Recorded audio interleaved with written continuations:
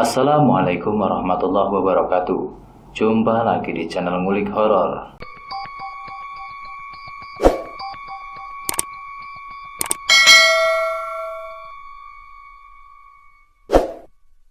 Apa kabar sahabat Ngulik Horor semua? Semoga kita semua senantiasa dalam lindungan Allah Subhanahu wa taala, dimudahkan segala urusan duniawi, diberikan rezeki yang lancar, dan juga kesehatan keselamatan dunia dan akhirat. Amin ya rabbal alamin.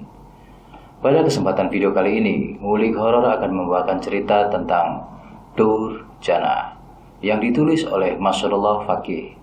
Dan bagi para sahabat yang hanya suka membaca, ada kolom deskripsi. Sudah saya sertakan linknya.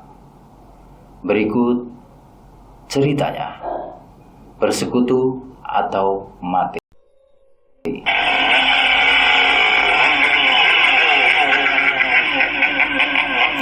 Pelan dan juga keras, auman deru mesin yang keluar dari knalpot sebuah sepeda motor 2 tak. Saat tuas gas ditarik, dimainkan oleh genggaman tangan yang berbulu dari seorang laki-laki bertubuh kekar, berjambang. Meski suasana masih sedikit gelap, namun dari raut sangar sang lelaki nampak mensiratkan rasa panik dan juga tegang. Sialan, gara-gara Rusdi jadi terlambat ini. Gerutnya sembari perlahan-lahan menggerakkan stang motor penuh gambar warna-warni berbelok ke arah jalan raya. Namun sebelum roda belakang menginjak jalan hitam aspal, sebentar ia menghentikan dan memalingkan wajahnya melihat ke arah pintu rumah berwarna hijau miliknya, sembari berteriak kencang memanggil sebuah nama. Tak lama dari arah dalam seorang perempuan 35-an muncul dengan rambut acak-acakan selaras dengan baju daster lusuh yang dikenakannya. "Aku berangkat, Dek," teriak sang laki-laki setelah memastikan bahwa wanita yang tak lain adalah istrinya sudah berdiri di ambang pintu. "Iya, Kang," jawabnya sang wanita menyahuti suara dari suaminya. Sebentar matanya mengamati sambil menyadarkan tubuhnya di gawangan pintu. Kemudian terlihat tangannya menutup mulutnya yang menguap sebelum bergerak menghempas pelan daun pintu kayu berwarna coklat setelah sosok suami dan kendaraan yang menjadi tunggangan setianya menghilang. Sedang Rodian, atau yang biasa dikenal Kang Rod, pagi itu tak seperti biasanya melajukan kuda besinya keluaran tahun tua sedikit lebih kencang. Ia tidak peduli dengan suasana alam yang masih berkabut dan ramai oleh hilir mudik warga sekitar yang baru selesai menunaikan 2 rakaat berjamaah di masjid. Matanya terlihat fokus ke depan, menatap jalan sambil sesekali jempol tangannya mengenakan tombol klakson, memberi isyarat agar diberi ruang longgar pada laju kendaraannya. Kurang lebih 20 menit, Rodian membelokkan kendaraannya memasuki jalan sedikit lebih lebar, namun terlihat lebih gelap. Tuas gas semakin ia tarik, membuat kuda besinya meraung dan melesat lebih cepat. Hingga tak lebih dari 15 menit, Rodian sedikit memelankan motornya saat matanya melihat tak jauh lagi sebuah tempat terang dan ramai yang menjadi ladang dirinya mengais rezeki, sebuah pasar kecamatan. Namun sebelum ia memasuki lahan parkir yang tinggal berapa jarak 30 meteran, Rodian mendadak menghentikan laju kendaraannya demi melihat satu kejadian yang terjadi begitu cepat di sisi sebelah kanannya. "Astaga!" seru Rodian, terkejut mendengar suara benturan keras dan melihat satu sosok terlempar keluar dari sebuah mobil hitam yang menabrak beton pembatas. Rodian pun seketika turun, wajahnya menegang menyaksikan kecelakaan tunggal yang belum ia tahu siapa korbannya. Perlahan ia melangkah gugup mendekati sosok yang terlempar, matanya awas guna memastikan sosok terlentang yang samar terlihat dari sorot lampu tepian jalan. Tak lama, langkahnya terhenti di samping sang korban. Meneliti seksama sampai akhirnya rasa kagetnya menghancurkan ketika dengan jelas matanya menangkap sosok itu, sosok yang amat ia kenal. "Ya, Pak Suroso," ucap Rodian lirih menyebut nama sosok yang terbaring di depannya dengan mata melotot. Rodian sedikit lega saat tak beberapa lama orang-orang sekitaran yang beraktivitas di pasar berdatangan membantu mengangkat tubuh Pak Suroso. Meski ada kejanggalan nyata di mata Rodian, namun sejenak ia tepis mengingat saat itu ramai penuh kepanikan. Selang beberapa menit, akhirnya tubuh tak bernyawa Pak Suroso dipinggirkan, menyisakan rasa aneh dalam diri Rodian melihat tak ada luka dan darah setetes pun dari tubuh Pak Suroso yang jelas-jelas ia saksikan terbentur keras kala terlempar dari dalam mobil. Rasa penasaran Rodian semakin menyulut saat dirinya tergerak untuk mendekati mobil hitam milik Pak Suroso yang tampak ringsek di bagian depan. Lama Rodian mengamati mobil dari luar, menatapi dengan seksama demi menjawab rasa penasarannya, hingga tanpa terasa ia lebih mendekatkan dan melihat ke dalam mobil. Sepintas biasa, seperti isi dalam mobil pada umumnya. Namun, sebentar kemudian Rodian sedikit terlonjak kala mendadak hidungnya membaui satu aroma wangi bunga beraneka dari sudut belakang. Sedikit ragu Rodian saat itu, sebab bau tak lazim yang ia cium begitu sentren menyusup, sampai akhirnya satu perasaan aneh mengalahkan kakinya yang ingin bergerak menjauh, malah balik naik dan masuk ke dalam mobil. Tertegun Rodian seketika melihat satu kantong hitam tergeletak di ujung jok belakang, asal dari sumber wangian bunga yang menusuk. Lagi-lagi perasaan ragu sebentar bertarung dalam batin Rodian antara bisikan untuk mengambil dan membiarkannya, dan kembali jiwa Rodian terkuasai rasa penasaran hingga perlahan tangannya bergerak meraih bungkusan dan membukanya. Mata Rodian seketika terbelalak melihat isi dari bungkusan kantong hitam yang baru dibukanya. Tampak ekspresi wajah sebentar berubah demi tumpukan uang yang ada di kantong hitam milik Pak Suroso dalam jumlah yang sangat besar.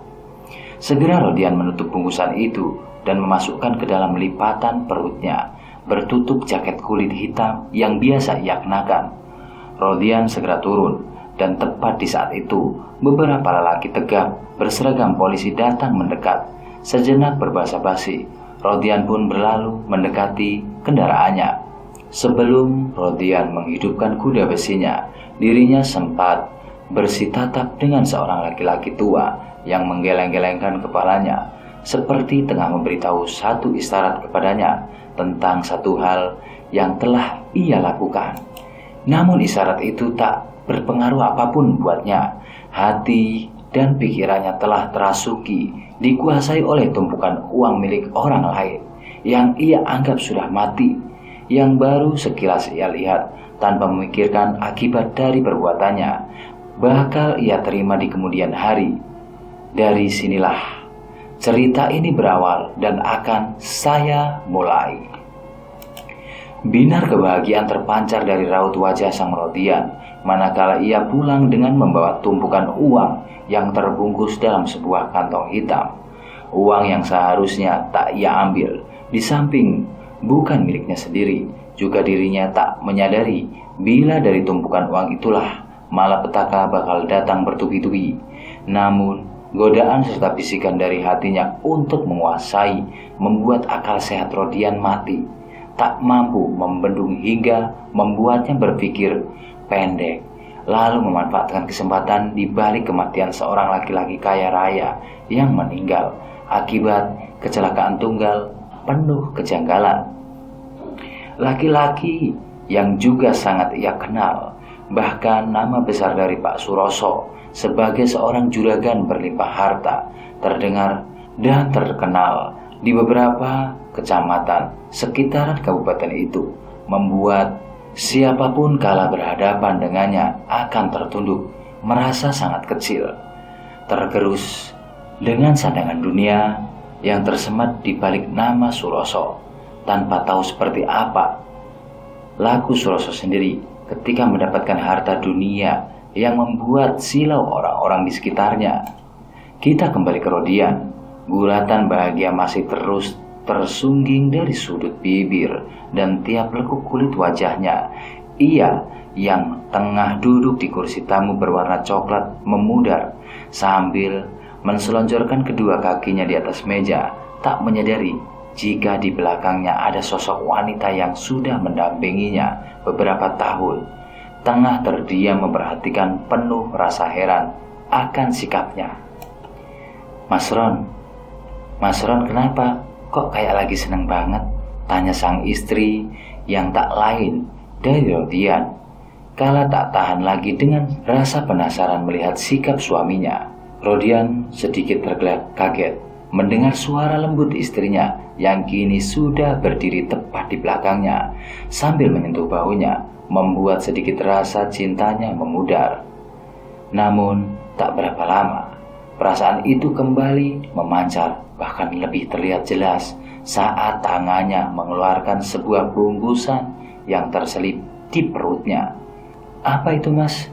Tanya Rosmala, istri Rodian, semakin terheran. Ini rezeki besar yang aku dapatkan hari ini, dan ini juga yang membuat aku bahagia, jawab Rodian pelan, penuh antusias disertai senyum tawa mengembang. Rosmala sendiri awalnya hanya mengerutkan kening, menatap penuh selidik ke arah bungkusan kantong hitam yang tengah dibuka perlahan oleh tangan suaminya. Tak lama, Rosmala pun terhenyak, melebarkan dua bola matanya, menatap lekat isi dari bungkusan yang berupa beberapa tumpukan uang masih berikat kertas bertuliskan nominal dan nama sebuah bank. Ya ampun, Mas, ini beneran uangmu, Mas? Ucap Rosmala seolah masih belum percaya dengan apa yang dilihatnya. Iya, jawab Rodian singkat. Hari itu, kebahagiaan seketika menyeruak dalam rumah sederhana Rodian. Rosmala, istri Rodian, tak henti-hentinya berjedak kagum dengan memuji sang suami, tanpa bertanya asal-usul dari mana suaminya mendapatkan uang sebanyak yang dirinya belum pernah miliki. Ia tersenyum, tertawa riang, sembari merencanakan penggunaan uang itu untuk kebutuhan hidup mereka, tanpa tahu apa yang bakal dirinya alami setelah hari itu. Awal dari segala malapetaka dimulai tepat setelah Rosmala dan Rodian baru saja pulang dari berbelanja, pukul 8 malam, saat baru saja keduanya masuk dan mengemasi barang belanjaan yang baru saja mereka beli. Mereka sedikit dikejutkan dengan adanya bau wangi memenuhi seluruh dalam rumahnya. Bagi Rosmala, bau wangi itu terasa asing, tapi bagi Rodian, ia ingat betul aroma wangi khas itu pernah tercium oleh hidungnya. Mas, ini bau wangi apa ya? Kok aromanya aneh? Tanya Rosmala sambil mengusap indera penciumannya setelah baru saja selesai mengepaki barang-barang belanjaannya. Ini kayaknya parfum mahal, mungkin tetangga atau ada orang yang memakainya, terus kebawa angin masuk rumah kita, jawab Rodian seolah tak menghiraukan. Namun dalam hatinya Rodian sebenarnya merasakan satu keganjilan, sebab jelas baginya aroma wangi itu sama persis dengan yang dihembusnya di dalam mobil Pak Suroso sewaktu kecelakaan. Hingga beberapa saat keduanya sempat terdiam, menyesapi wangi melati bercampurkan kasturi yang masih tercium, sebelum akhirnya bau wangi itu menghilang perlahan. Meski kini suasana dalam rumah kembali seperti biasa, akan tetapi tidak pada suasana hati dan pikiran Rodian. Ia merasa jika bau wangi itu ada keterkaitan dengan kematian Pak Suroso.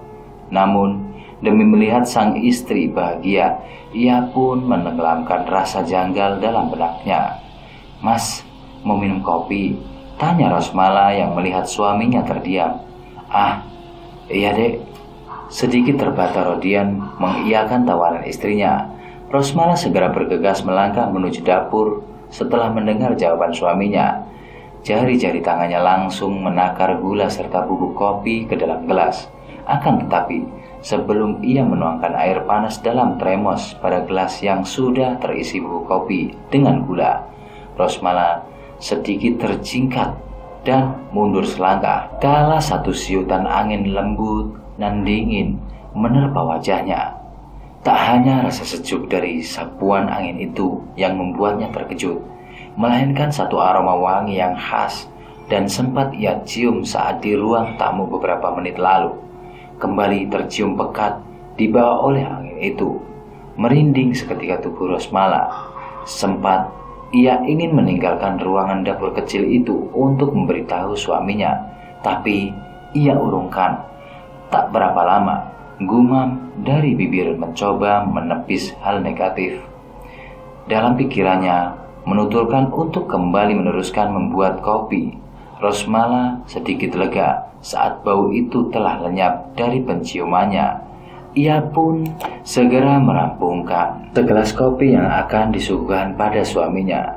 Ketika baru saja tangannya akan mengangkat lepek kecil di bawah gelas, lagi-lagi tertunda oleh satu sentuhan dari belakang yang membuatnya terperanjat.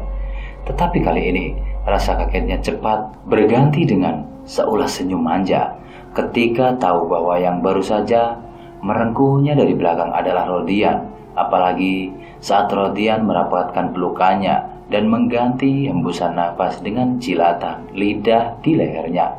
Tampak mata Rosmala terpejam seperti tengah menikmati. "Mas, kamu ternyata bisa seromantis ini," ucap Rosmala lirih masih dengan mata terpejam.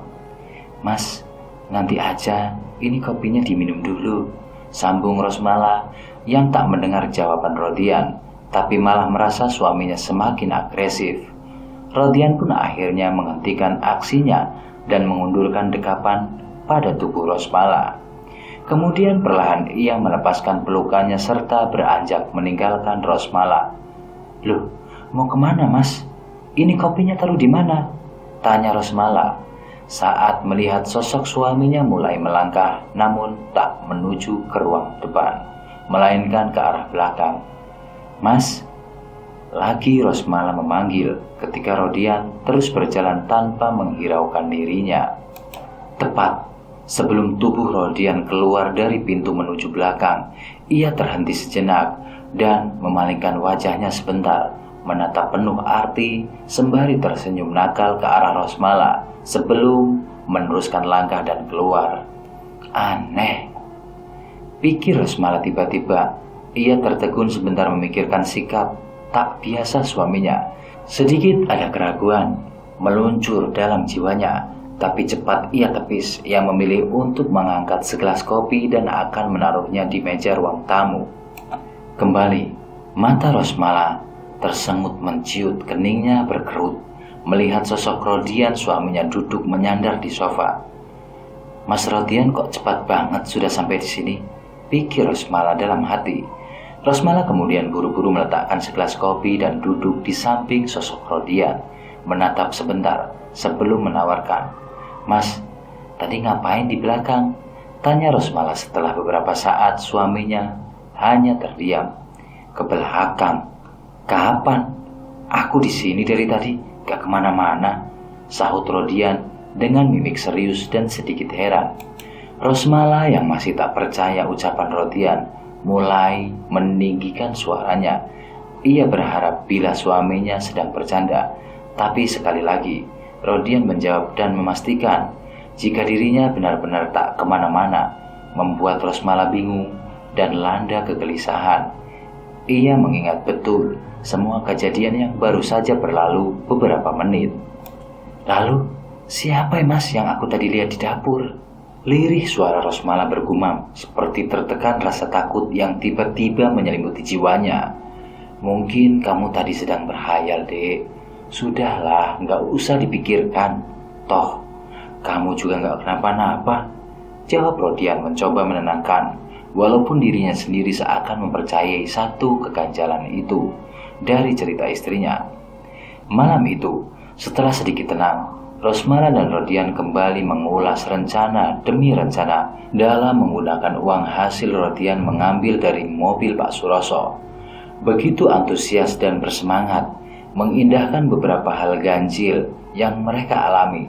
Setelah kedatangan uang itu, perbincangan seperti seputar uang itu terus berlanjut hingga keduanya yang sudah berada di dalam kamar. Mereka masih sibuk dengan hitung-hitung bakal penggunaan, sampai akhirnya Rodian menyerah dengan semua rencana istrinya. Ia kemudian tertidur, mengabaikan Rosmala yang masih terjaga dan larut dalam angan-angan keinginannya. Entah berapa lama, Rosmala hanya terbawa arus khayalannya sendiri, hingga tiba-tiba ia bangkit dan beranjak menuju kamar mandi yang berada di belakang. Setelah menuntaskan hajatnya, Rosmala hendak kembali ke kamar. Namun, langkahnya seketika terhenti manakala pintu kamar mandi yang baru saja terbuka. Matanya menangkap satu sosok tengah berdiri di depan pintu dalam posisi membelakangi. Keterkejutan Rosmala tak sampai di situ. Ia kembali dikagetkan. Wajah sosok itu kala membalikkan badan. Wajah laki-laki yang tadinya tengah pulas tertidur saat ia tinggalkan di ranjang kamar, tapi kini sudah tersenyum di hadapannya. "Mas, kamu mau ke dalam?" tanya Rosmala yang mengira sosok Rodian suaminya terbangun dan ingin buang hajat seperti dirinya. Tak ada jawaban. Sosok Rodian hanya tersenyum sembari menatap. Lekat dari kaki sampai ujung rambut Rosmala membuat Rosmala sendiri merasa begitu aneh dengan sikap sosok suaminya. Jantung Rosmala mulai terasa berdegup kencang ketika dengan perlahan sosok Rodian mendekatinya. Padahal ia dan Rodian sudah hidup bersama beberapa tahun meski belum dikaruniai keturunan. Tak pernah ia merasa hal seperti itu lagi setelah menikah. Namun malam itu, entah mengapa ia merasakan hal lain saat berada tepat di hadapan sosok Rodian. Sebentar kemudian tubuh Rosmala terasa kaku ketika dengan pelan dan lembut tangan sosok Rodian merengkuh serta memeluknya. Tak mampu mengelak meski ada bisikan untuk menolak.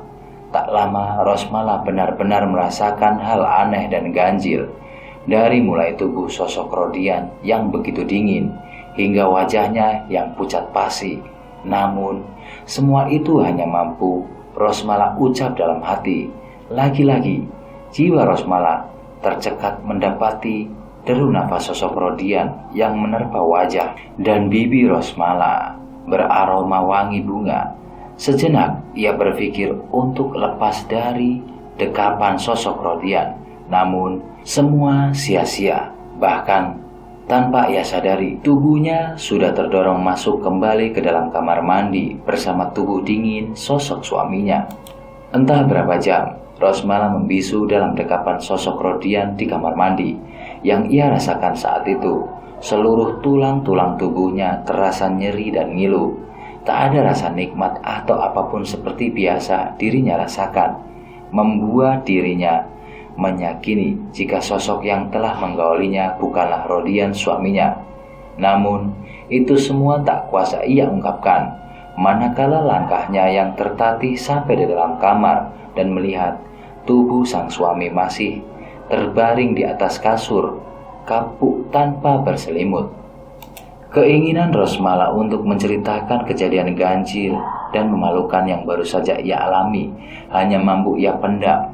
Ia tak kuasa, selain ada selipan ketakutan, juga tak ingin membuat suaminya murka bila mana tahu jika dirinya telah digauli oleh makhluk yang menyerupai dirinya.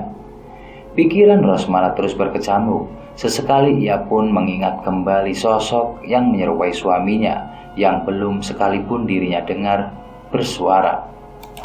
Tak ada perbedaan secara fisik antara laki-laki yang kini terbaring bersampingan dengannya maupun dengan sosok laki-laki yang baru saja membuat tubuhnya kelelahan. Akan tetapi, dari sisi dalam tampak sekali jika sosok yang mendekapnya di dalam kamar mandi bertenaga 5 kali lipat dari laki-laki di sebelahnya. Mengingat semua itu, seketika membuat tubuh Rosmala merinding ketakutan. Ia merapatkan tubuhnya pada sosok Rodian asli. Hatinya menjerit menangis dan berharap hal itu tak terulang lagi. Sampai akhirnya rasa takut serta lelah tubuh dan pikiran mengantarkan ia ke dalam lelap alam mimpinya. Pagi hari, setelah mengalami awal hal yang buruk, Rosmala berubah. Wajahnya terlihat pucat tanpa guratan semangat seperti hari kemarin. Jelas, dari pancaran indera penglihatannya, sebuah penyesalan dan ketakutan. Tapi lagi-lagi, semua itu hanya mampu ia pendam. Berat baginya untuk jujur menjawab pertanyaan dari Rodian atas apa yang telah dirinya alami semalam. Meskipun satu alasan telah ia ungkapkan demi menutupinya, namun Rosmala melihat jika sang suami seperti tak mempercayai.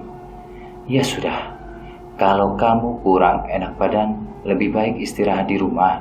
Besok aja kita pergi belanja setelah kamu sehat, ucap Rodian, mengakhiri desakannya pada Rosmala. Kamu mau sarapan apa? Biar Mas belikan, sambung Rodian seraya beranjak berdiri dari tepian ranjang menawarkan pilihan sarapan untuk Rosmala. Terserah Mas saja, jawab Rosmala lirih. Mendengar jawaban itu, Rodian kemudian berlalu sembari menghela nafas panjang. Ia menyadari ada sesuatu yang disembunyikan oleh istrinya. Namun, begitu ia tak mau memaksa untuk berbicara, Rodian mengerti betul watak Rosmala, manja dan anti paksaan. Hari itu tak ada kegiatan apapun yang dilakukan Rodian maupun Rosmala. Mereka hanya bersantai di dalam rumah sampai waktu menjelang petang. Baru setelah adzan Isya terdengar, mereka kedatangan tamu yang tak lain Rusti, sahabat Rodian di pasar. Keduanya berbincang sebentar di ruang tamu sebelum memutuskan untuk meneruskan obrolan mereka di luaran bersama teman-teman mereka yang lain. Hal itu sudah biasa dilakukan Rodian yang memang telah menjadi hobi. Sama halnya dengan Rosmala, ia terbiasa dengan suaminya yang dilakukan suaminya. Bahkan mendapati sang suami pulang dalam keadaan mabuk telah menjadi harian untuknya. Tapi untuk malam itu, berat rasanya bagi Rosmala mengizinkan Rodian keluar bersama Rusti. Ada ketakutan menyilap dalam hatinya kala teringat kejadian kemarin. Namun akhirnya ia tak mampu menahan kepergian suaminya, walau telah mengutarakan berbagai alasan. Rasa takut Rosmala semakin menyeruak, memenuhi rongga jiwanya setelah suara deru motor Rodian menghilang dari indera pendengarannya. Mendadak kini dirinya sendiri di dalam rumah. Hal pertama yang Rosmala lakukan untuk menahan rasa takut, menutup dan mengunci pintu, serta langsung menuju ke dalam kamar, merebahkan tubuhnya, berbalut daster berharap bisa segera terlelap. Tapi baru beberapa menit, ia mengatupkan kelopak mata dari arah pintu depan. Suara ketukan mengagetkannya. Beberapa kali ketukan sempat ia abaikan. Namun semakin lama, suara ketukan itu semakin cepat dan keras.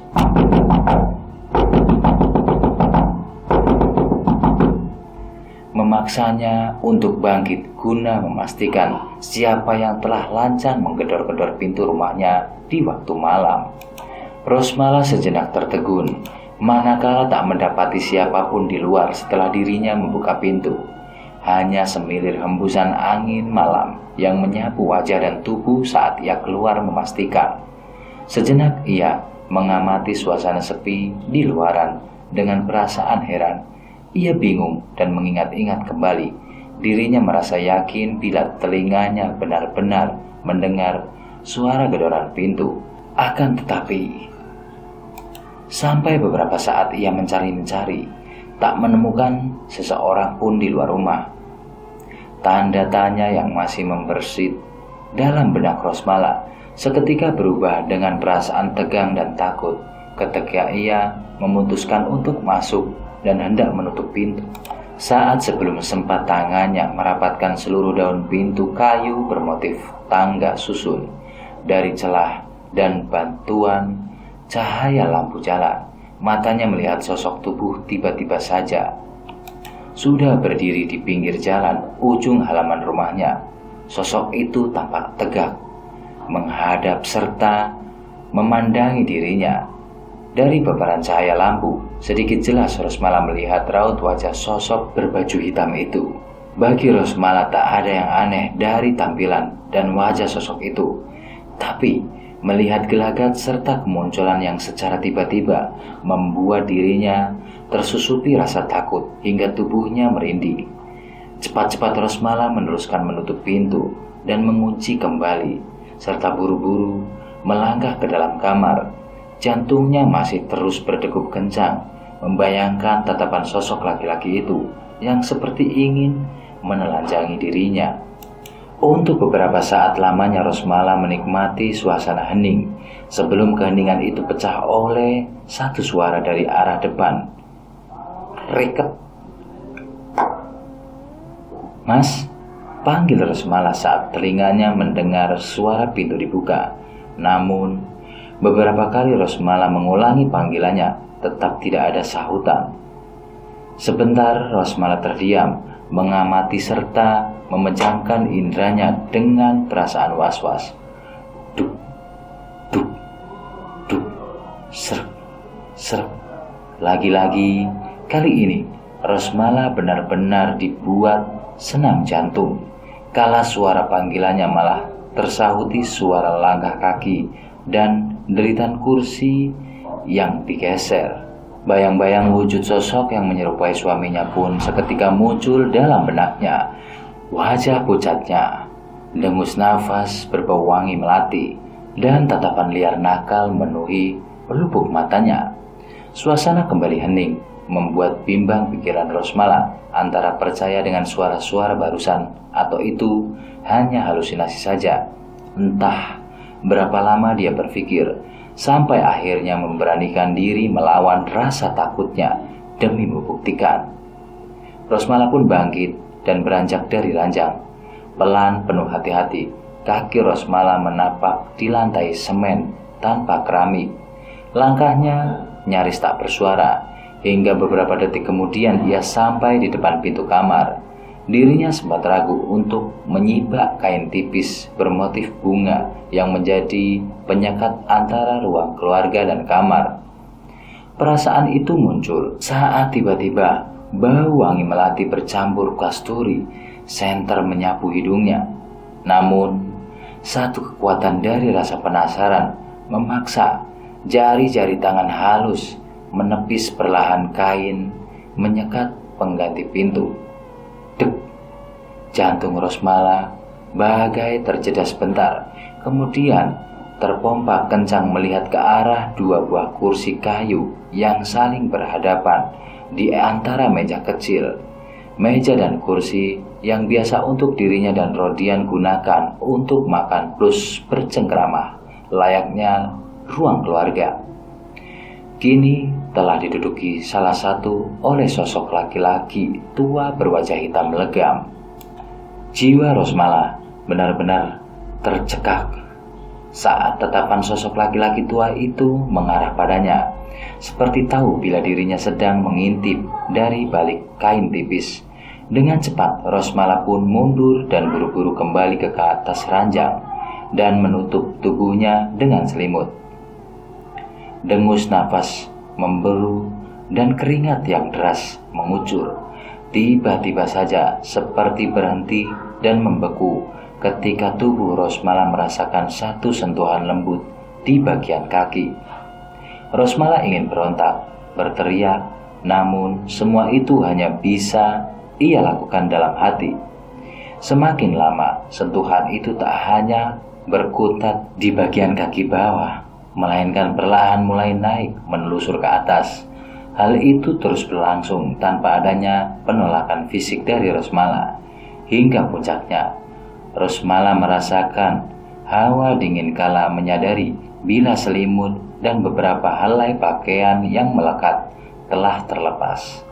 Untuk pertama kalinya sepanjang hidup, Rosmala merasakan takut amat luar biasa, manakala matanya yang sudah basah oleh lelehan bening melihat dengan jelas wajah sosok hitam beraroma wangi melati di atas tubuhnya. Wajah itu terus tersenyum, menyeringai dan mendengus keras. kebiasaan gerak tubuhnya seirama dengan sibakan bulu hitam nan lebat, serta panjang yang memenuhi bagian punggung, membuat Rosmala yakin bila sosok itu bukanlah manusia.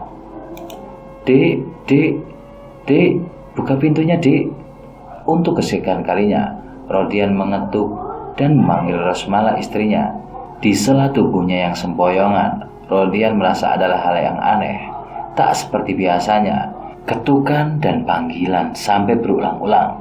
Padahal, meski jam berapapun ia pulang, pasti 1-2 kali panggilannya ditanggapi oleh istrinya. Puluhan menit Rodian menunggu di depan pintu, hingga tak sabar lagi. Akhirnya ia berusaha mendobrak pintu. Namun, kembali ia merasakan hal yang aneh. Awalnya dirinya pulang, jelas sekali jika pintu terkunci. Tapi saat ia mendobrak, tiba-tiba saja pintu itu terbuka. Rodian sempat terdiam, bingung, berpikir mungkin karena efek minum yang sedikit membuat kepalanya pening. Ia pun mengabaikan kejanggalan itu. Akan tetapi sesampainya di dalam, tepatnya di depan ruang keluarga yang terhubung dengan kamarnya, mata Rodian membelalak lebar dan memerah. "Siapa kamu?" teriak Rodian dengan keras dan tegas. Spontan Rodian tersulut amarah saat mendapati dengan jelas satu sosok baru saja keluar dari dalam kamar istrinya. Bukannya takut atau berlari kabur, sosok berjubah hitam panjang yang baru saja dibentak Rodian malah berhenti dan posisinya membelakangi. Sejenak suasana hening. Rodian yang sejak awal terbakar amarah sedikit mengendur melihat sosok berjubah hitam itu seperti ada keanehan. Mata Rodian lekat menatapi sosok yang berjarak 3 meter darinya. Sekilas seperti dia mengenal perawakan dari sosok itu. Namun, kala dirinya ingin lebih dekat untuk memastikan, Rodian tiba-tiba saja malah tersumut mundur. Kini amarahnya, keberaniannya, seolah terkebiri ketika sosok itu lebih dulu membalikkan badan. Jelas dan sangat jelas, Rodian melihat seraut wajah tak asing dari sosok itu. Wajah serta tubuh yang baru 3 hari lalu ia melihat terkapar tanpa daya dan nyawa, penuh lumuran darah, kini nyata ada di hadapannya. "Pak Suroso," pelan penuh ketakutan suara Rodian. Tubuhnya gemetar, keringat mengucur deras membasahi kening dan wajahnya. Rasa pening di kepala akibat pengaruh alkohol pun seketika sirna. Terkikis rasa takut yang sangat oleh sosok Suroso yang kini berwajah hitam. Apalagi ketika sosok Suroso mendekatkan dirinya sembari menyeringai tubuh Rodian goyah.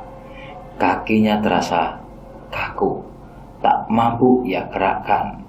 Tubuhnya hanya mampu menyandar di dinding, membiarkan sosok Suroso mendekati hingga tepat berada di hadapannya.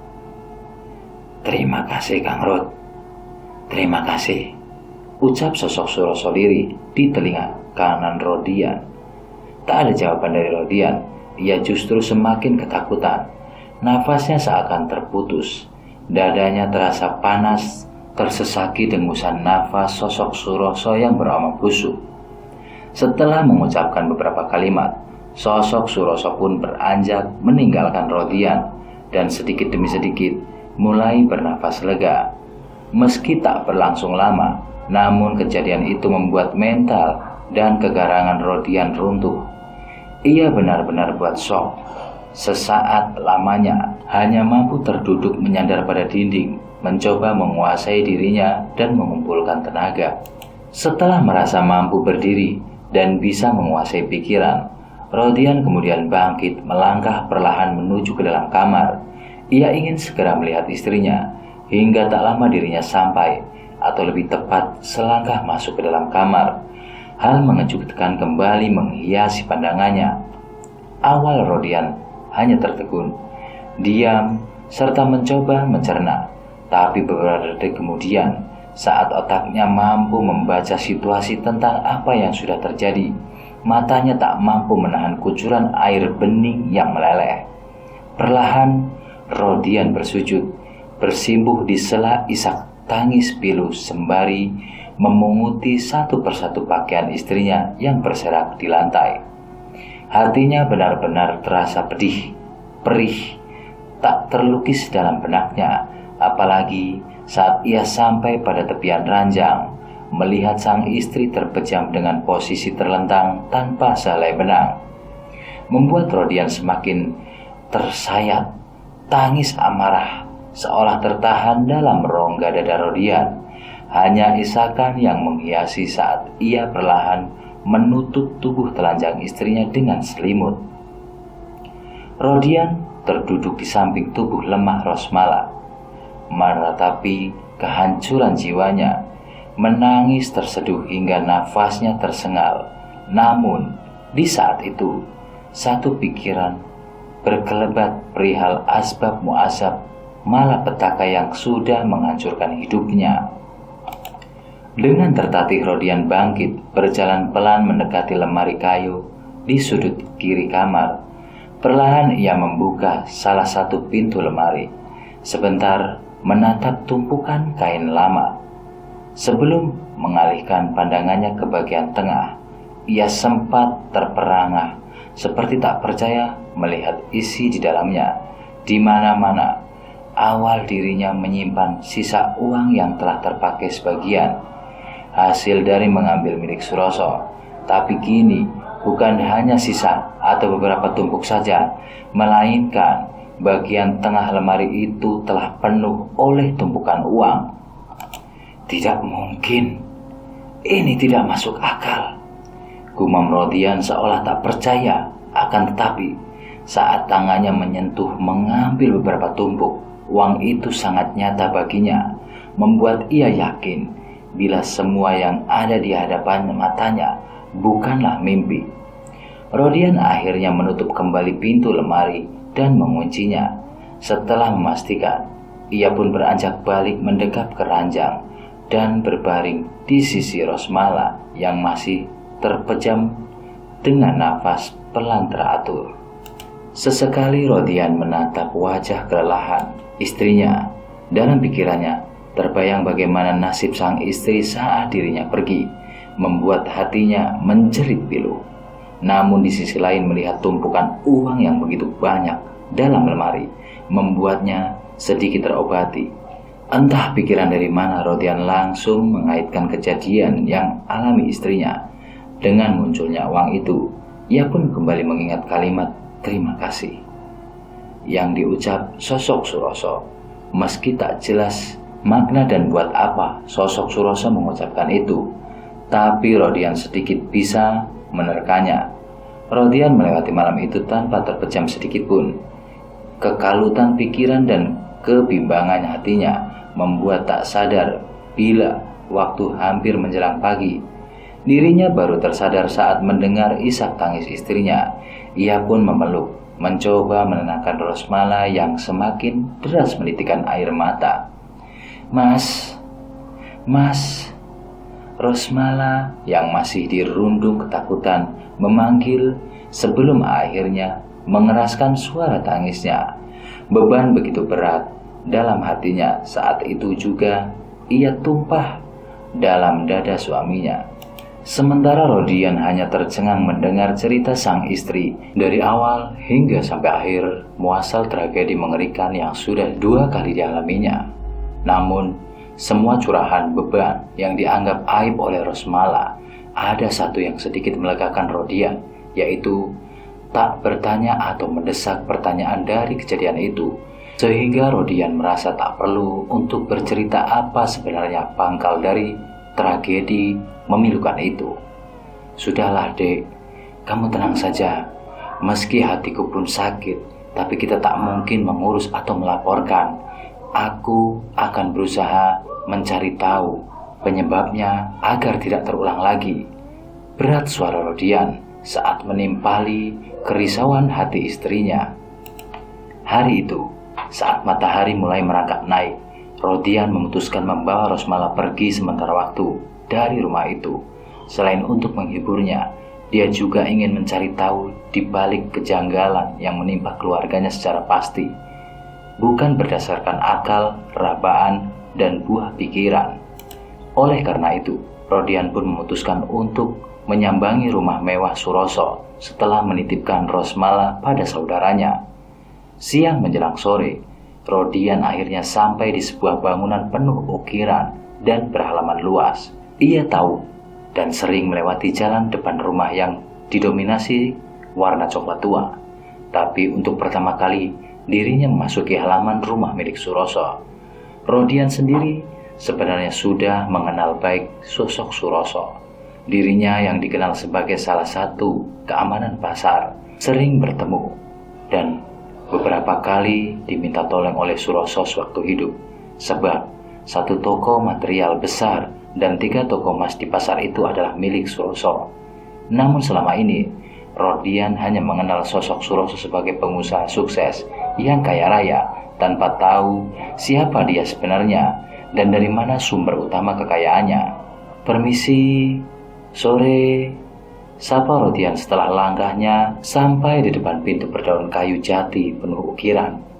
Berulang-ulang suara Rodian menyapa, sampai akhirnya satu suara langkah dari dalam, kemudian disusul derit pintu bermotif kupu tarung terbuka, menandakan jika seorang telah merespon sapaan Rodian. "Monggo, ada perlu apa, Mas?" saut seorang laki-laki tua berbangkon batik yang baru saja membuka pintu dan menatap penuh selidik pada Rodian. Rodian terdiam sebentar. Ia sedikit gugup mendapati tatapan dari laki-laki tua itu. Namun, demi tujuannya, ia segera tergelak mengatur nyali keberaniannya. "Maaf, Pak, boleh saya masuk? Saya ingin bertemu dan bicara sama pemilik rumah ini," jawab Rodian pelan dan sopan. Kini berganti sang laki-laki tua itu yang terdiam. Jagungnya turun naik, tatapannya menajam, seperti menggambarkan sesuatu tak enak mendengar jawaban Rodian. Selagi Rodian dan sang laki-laki tua berbelangkon terdiam dalam pikiran masing-masing, tiba-tiba saja dari arah dalam, satu suara sedikit keras mengejutkan keduanya, terutama sang laki-laki tua. "Biarkan dia masuk, Mbah," ujar suara itu. "Baik, Mas," sang laki-laki tua menyahut sembari mempersilahkan Rodian untuk masuk. Ada rasa takjub, tapi juga takut saat Rodian melangkah masuk mengikuti sang laki-laki berbelangkon. Takjub melihat isi dalam rumah yang begitu berkesan dan belum pernah ia lihat dimanapun. Hampir semua isi dalam rumah itu terbuat dari hasil ukiran kayu jati yang mengkilap. Tampak sekali kesan mewah berkelas tinggi dalam penilaian Rodian. Akan tetapi ketika matanya tertuju pada tiap-tiap patung yang terpajang, dia melihat jika patung-patung itu seperti hidup, mengawasi tiap langkah sedari awal ia masuk hingga ia sampai pada sebuah ruangan besar seukuran rumahnya. Di situ, di ruangan tak kalah mewahnya, Rodian dipersilahkan duduk oleh sang laki-laki tua. Saat itu juga Rodian tersadar bila tadi sewaktu dia di luar mendengar suara jelas seorang laki-laki yang mengizinkannya masuk. Tapi sampai pada detik itu, dirinya belum melihat sang pemilik suara. Aneh, padahal tadi suaranya seperti dekat. Tapi di mana orang itu? Pikir Rodian di dalam hati. Lama Rodian terdiam, duduk sendiri di kursi empuk berwarna kuning keemasan. Matanya terus mengitari ruangan yang kadang menimbulkan decak kagum, hingga pandangannya sampai pada lukisan tangan di dinding sisi kiri ruangan itu. Hatinya mulai merasakan sebuah kegelisahan.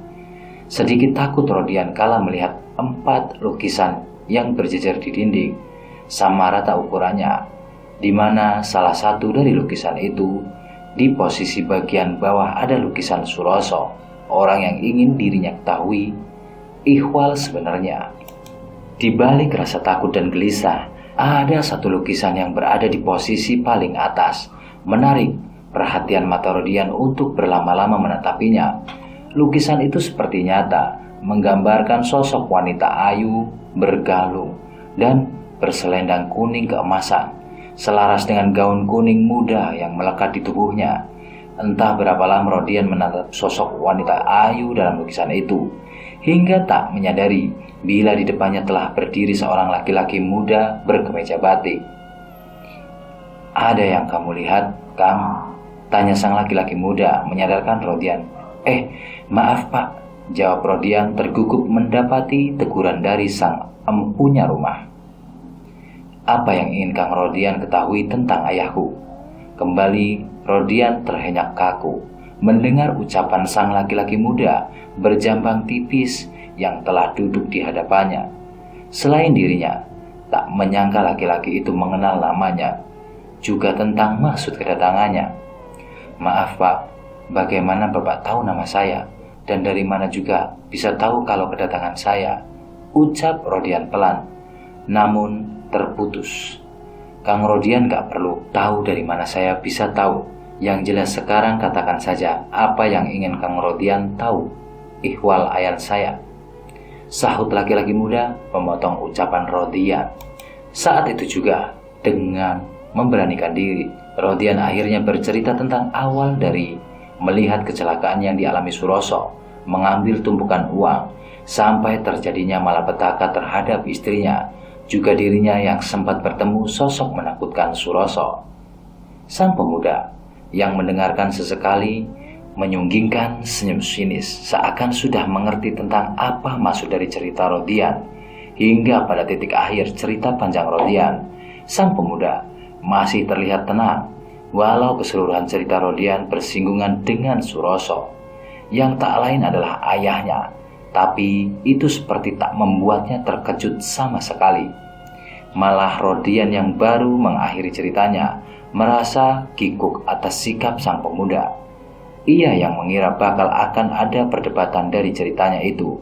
Namun sampai detik akhir, sang pemuda seperti tak merisaukan apapun. "Kang Rodian, datanglah lagi lain waktu. Gunakan saja uang sudah Kang Rodian dapat. Nikmati saja semuanya, sebab itu sudah menjadi milik Kang Rodian sepenuhnya," ucap sang pemuda seraya bangkit dari tempat duduknya. Rodian sedikit terperanjat mendengar kalimat bernada perintah yang dilontarkan sang pemuda. Dalam benaknya, ia membayangkan tumpukan uang kertas yang terus penuh di dalam lemari, membuatnya sedikit hanyut dalam gelombang angan-angan, tanpa menyadari jika sang pemuda telah berlalu. Rodian baru tersadar akan dirinya yang masih terduduk sendiri, manakala sepuan angin lembut beraroma wangi sama persis dengan yang pernah ia cium beberapa kali, membuatnya buru-buru bangkit meninggalkan ruangan besar nan mewah itu. Sesampainya Rodian di pintu utama, ia melihat keadaan langit yang mulai gelap, menandakan malam mulai menjelma, mengganti sang surya yang tenggelam. Rodian segera berlalu dengan cepat menuju kuda besi bersuara keras miliknya, bersiap menemui Rosmala istrinya yang berada di rumah saudaranya. Akan tetapi, baru saja ia keluar dari halaman rumah Suroso, tepat di persimpangan sudut batas antara jalan dan pagar rumah, Rodian dikejutkan seorang yang menghentikan laju kuda besinya. Seseorang itu menatap Rodian lekat. Sinar matanya mencerminkan rasa iba dan kekhawatiran, membuat Rodian sepersekian detik hanya terdiam, menatap penuh selidik, sebelum seorang yang ternyata laki-laki tua berkopiah lusuh berkata kepadanya, "Pucuk kembang Sriti bakal dadi lawang pepetining akal uripmu. Putesana pucuk iku sadurunge dadi kembang mekar amba nang jerone gerba bojomu. Aja mbok cekel apa meneh tok pangan, kebiare donya sing tok pandeng bakal ngerapenake uripmu. Merga iku sejatine tawaran kanggomu.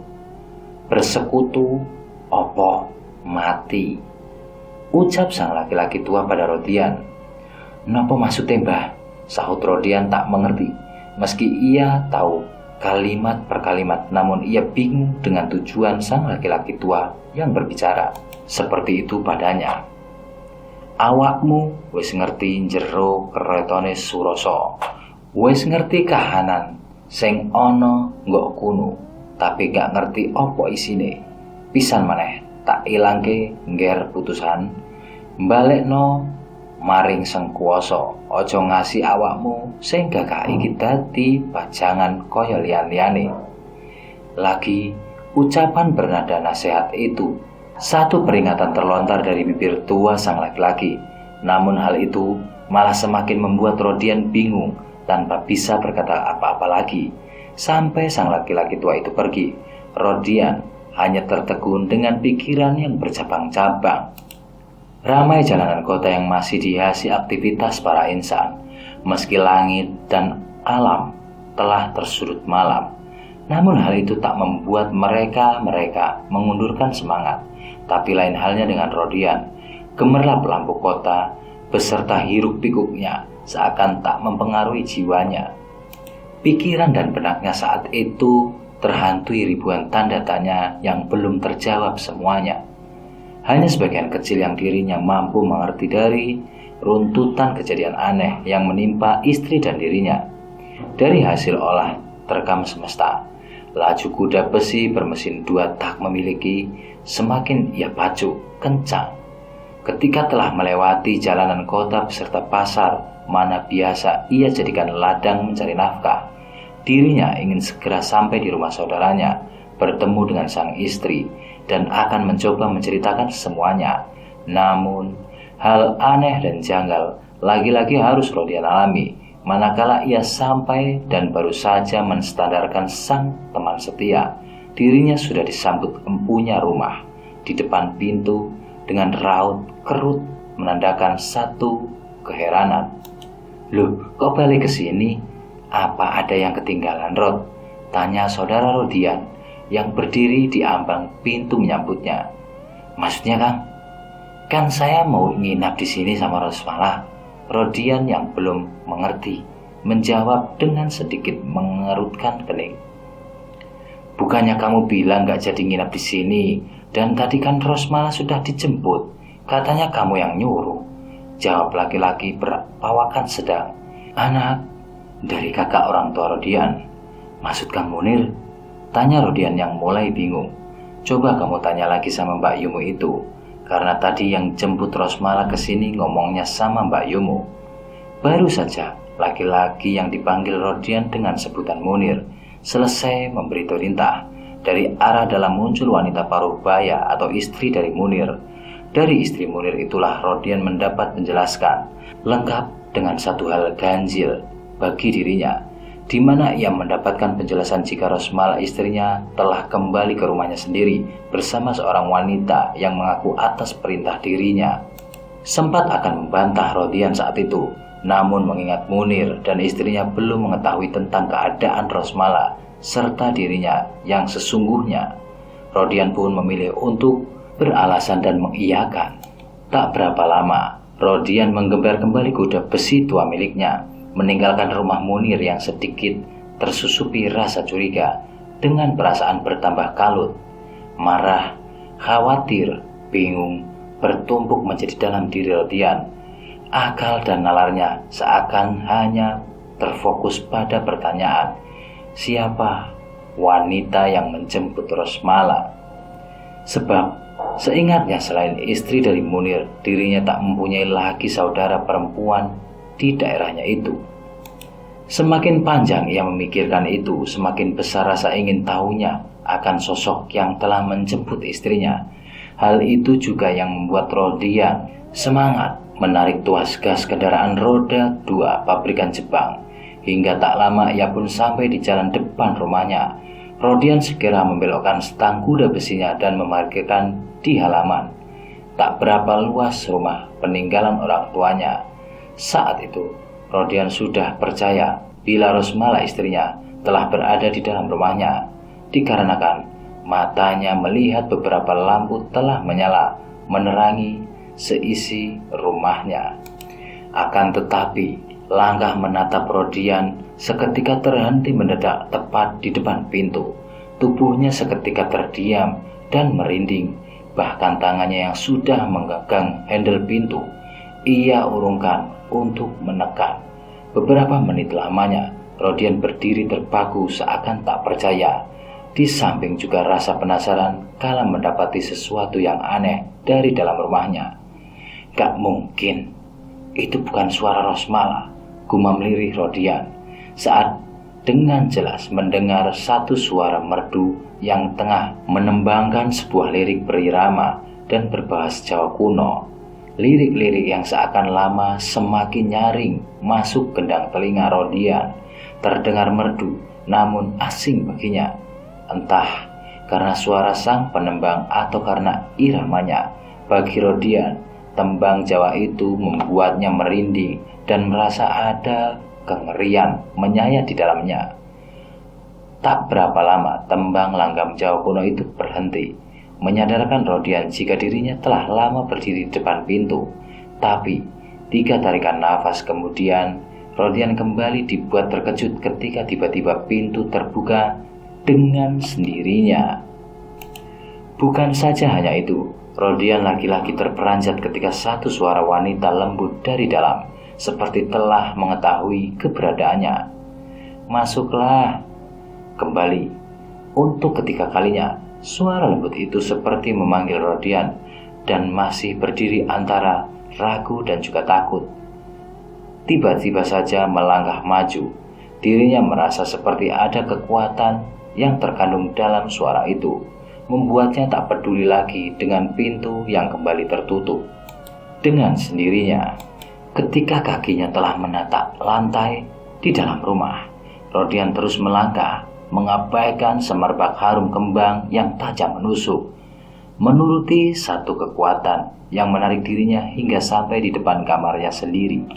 Antara terpana, terkejut, dan tak percaya, Rodian saat itu, mulutnya spontan ternganga, matanya melebar, mendapati satu sosok wanita cantik yang tengah duduk di belakang tubuh istrinya. Sosok wanita itu sebentar menatap Rodian, kemudian mengelus seutas senyum, sebelum jari telunjuknya yang lentik memberi tanda pada Rodian untuk mendekat. Lagi-lagi Rodian tak mampu menolak. Ia pun perlahan mendekati arah sosok wanita ayu berbalut kemben batik melilit sebatas dada. Kakinya kembali terpaku saat dirinya tinggal berjarak tak lebih 2 meter dari sosok itu. Matanya terus menatap wajah ayu sang wanita tanpa memperdulikan sosok Rosmala yang juga berada di dekatnya. Tak lama, sosok wanita ayu itu berselendang kuning keemasan yang tersampar di pundaknya bangkit. Tangannya yang baru saja menyisir merapikan rambut panjang Rosmala beralih meraih pundak Rodian. Terasa dingin dan membeku tubuh Rodian saat itu. Namun ia tidak mampu menghindar, apalagi saat wajah cantik tanpa celah sosok itu mendekat ke arah wajahnya. Rodian merasakan seluruh persendian tubuhnya bergetar. Aku ingin istrimu menjadi pengantin dan abdiku. Sebagai gantinya, aku akan memberikan semua yang kamu mau, termasuk jika kamu menginginkan diriku. Bisik sang wanita lembut di telinga kiri Rodian, dan tak ada reaksi apapun dari Rodian. Ia begitu seonggok patung bernyawa yang hanya mampu menatap tanpa bisa berucap.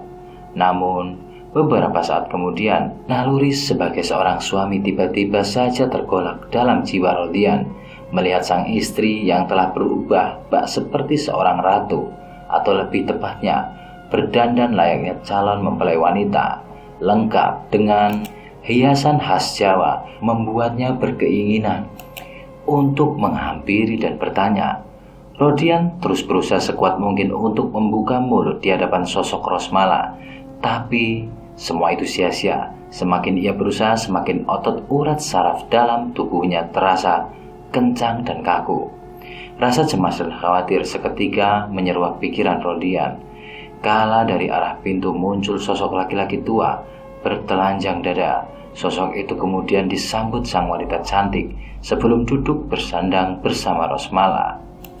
Tak lama kemudian sang wanita ayu berjalan mengelilingi sosok laki-laki tua dan Rosmala yang telah duduk bersampingan sembari melanjutkan sebuah tembang seperti seorang sinden. Selang beberapa menit, wanita ayu itu terdiam, memejamkan matanya sebentar di hadapan Rosmala dan laki-laki tua bertelanjang dada itu.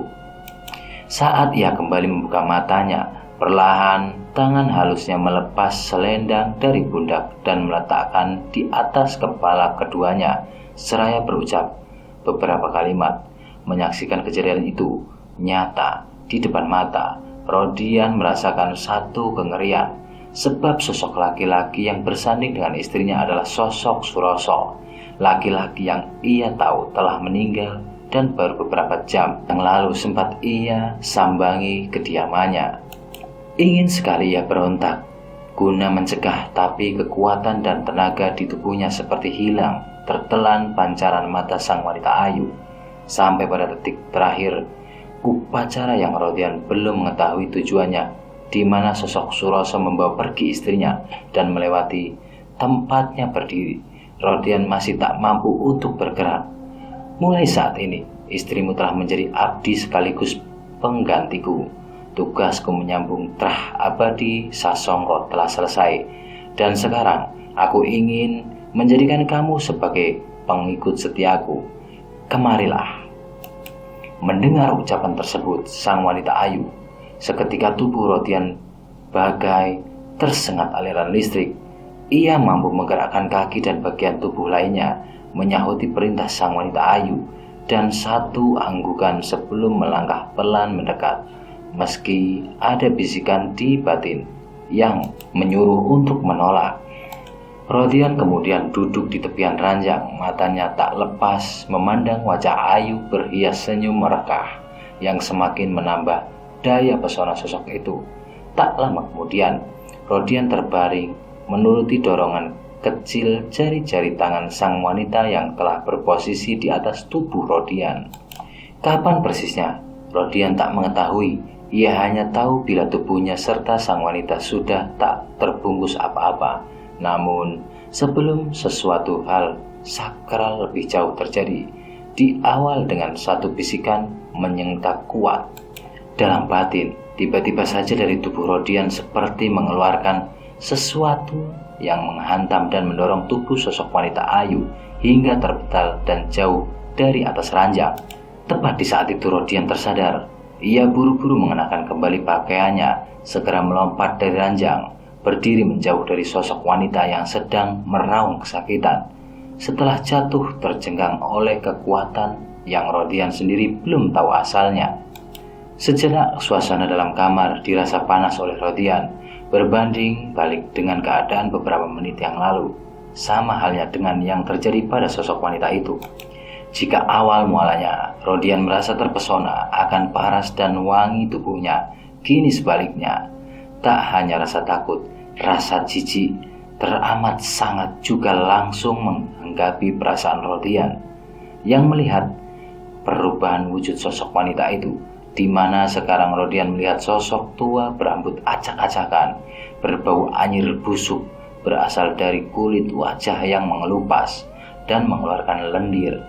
Tapi yang paling membuat Rodian seketika menggigil ketakutan dari perubahan sosok itu adalah dua bibirnya yang menganga lebar serta bola matanya yang putih rata tanpa setitik hitam pun menempel. Rupanya dugaanku benar, kamu bukan saja keteh tutupan tapi juga mempunyai tali wongso, ucap sosok wanita itu yang telah berubah mengerikan dengan suara beratnya. Siapa kamu sebenarnya? Jawab Rodian ketakutan. Mendengar pertanyaan Rodian, sosok wanita itu tertawa nyaring, memperlebar mulutnya yang tak berahang. Kemudian perlahan tubuh ringannya bangkit, melangkah setengah terhayung mendekati Rodian. Kamu tak perlu tahu siapa saya, tapi yang harus kamu tahu bahwa dari darahmu itu akan melenggengkan trah Sasongko jati pada sang ratu. Dan perlu kamu tahu, perlu kamu ingat, meski aku tak bisa menguasaimu, namun istrimu tak akan bisa selamat. Hanya ada dua pilihan bagimu, bersekutu atau mati, jawab sosok wanita itu yang bergaun putih lusuh, tegus, dan di akhir tawanya sangat melengging. Mendengar penusuran sosok itu, Rodian terhenyak semakin ketakutan, apalagi ketika mendengar lenggingan tawa semakin mengeras. Mendadak tubuhnya goyah, telinga terasa berdengung begitu sakit, hingga membuatnya roboh ke lantai dan melihat hanya gelap di sekitar. Namun sebelum matanya tertutup rapat, ia sempat melihat samar kemunculan 4 sosok hitam berambut panjang menyapu lantai. Keempat sosok itu membawa dan memikul sebuah keranda kayu berukir tanpa penutup. Dan sampai di sini dulu ceritanya teman-teman ngulik horor. Semoga kita bisa melanjutkan ceritanya di kesempatan berikutnya. Seperti biasa saya ingatkan, untuk yang belum subscribe silahkan klik like, komen, dan juga tombol subscribe-nya guna kemajuan channel ini menjadi lebih baik ke depannya. Nama dan tokoh di cerita ini disamarkan, bukan dalam nama artis sebenarnya. Kembali Mimin ingatkan, bagi yang hanya suka membaca, Mimin sudah sertakan linknya di kolom deskripsi. Sampai ketemu lagi di cerita lanjutan berikutnya, atau cerita-cerita lain yang akan ngulik horor bawakan bersama saya Edward dan juga ngulik horor. Wassalamualaikum warahmatullahi wabarakatuh.